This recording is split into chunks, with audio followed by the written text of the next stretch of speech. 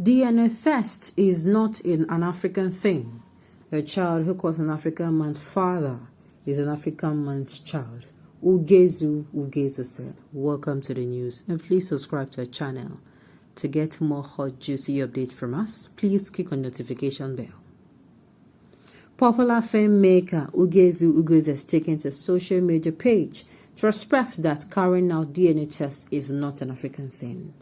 Well, until recently, waiting this DNA don't cause it reached me to switch.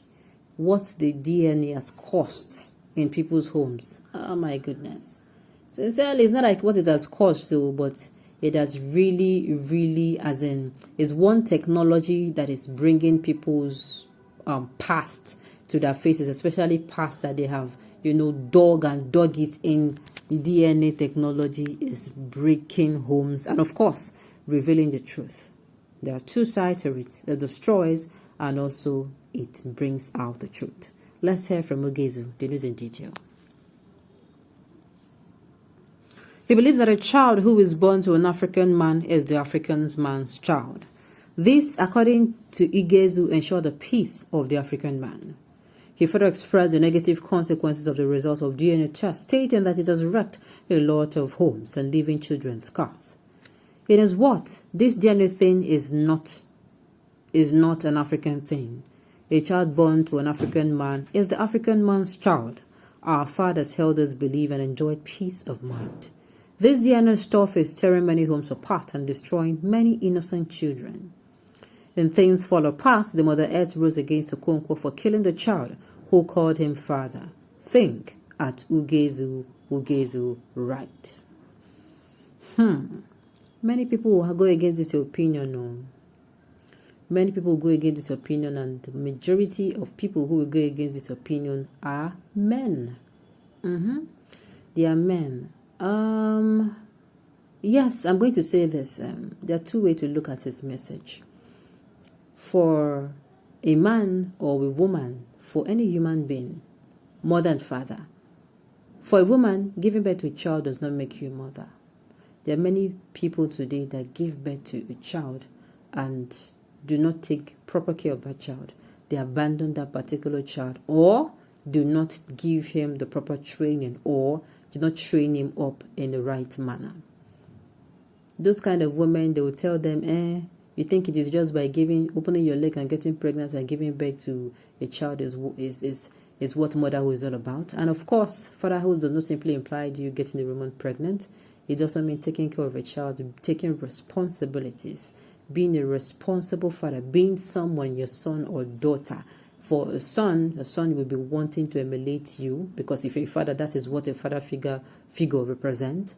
And of course, if it's a daughter, she'll be looking towards marrying somebody like you in the nearest future. Okay, so I think that is one message I can deduce from it. Yes, that is one message I can deduce from it.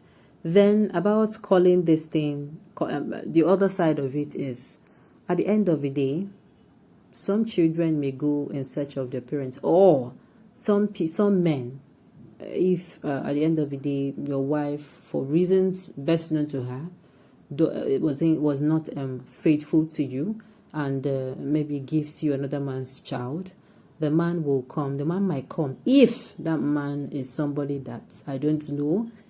Maybe he's in his own marriage, he does not have children, or in maybe he just wants to get his child when he finds out. So at the end of the day, the man might resurface and want to claim ownership of that particular child. It is a thing that people think it's all about the father and the mother's infidelity. The mother's infidelity, but I tell you, it takes a toll. The people who are the victim here are mostly maybe the men, but the child is the major victim here, because the child life is thrown off balance. Imagine you have been communicating with people, you've been staying under your roof, you've received love, care, and attention from people for a very long time, and you're told one day that the man that you so much love and emulate is not your father. Sincerely, it takes a toll. It takes strong children to come out of it. It takes religion children. And then if the owner of that particular child, maybe the father of that child comes around, oh my goodness, it's not easy. It is easier that it is going to be sometime easier that the child goes and maybe look for the father. Yes, it is a little bit like fair, because it will not be like, oh, we want our son back, something like that. But if that person that owns the child come back, omo, yawa go gas, and this thing he's saying is not an African way, I don't think the court of law it stands. Okay. The fact is that you're not a father made by DNA.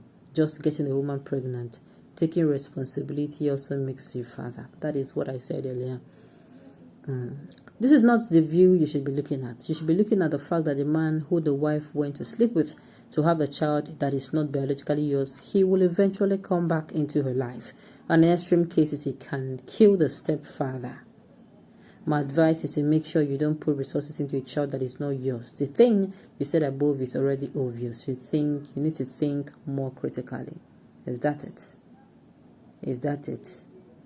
I agree, son, that in some extreme cases it may happen, but saying you're not putting your resources, giving, maybe helping in, should I say helping? You're not putting your resources in another children's life. I don't think it's necessary. Why? Because there are people who don't give birth, or the people who actually give birth and they go and take children who do not have anyone to take care of them. Are you going to say that person is it's not wasted? I quite disagree. Yes, to father a child is simple, but to raise that child is a different thing altogether. So people are coming out to see it from some November angle. I'm saying it's very easy for you to, just impregnate a woman. It's very, very easy. But the main thing now is, are you going to be a father to that child? Being a father means you're going to be the one that to direct the child. Your child is going to be imitating you. If it's a male child, if it's a girl child, you are going to be training that's your daughter of yours to look forward to marry somebody like you. So you are going to be wanting to be careful about what you say to her, about what you put, even for the son as well. Okay. That is Igbo. You cannot generalize it to the whole of Africa. In Yoruba tradition, if it is detected that a man does not father the child, the mother would take such child to his or her father. Okay. But it's a crime for a married woman in Igbo land to sleep with another woman. It is not customary in Igbo land. Any child born by your wife under your roof is yours. Well, they actually have a tradition. Yes, they have a tradition where, for instance, you're legally married to your husband and you went out and you get pregnant.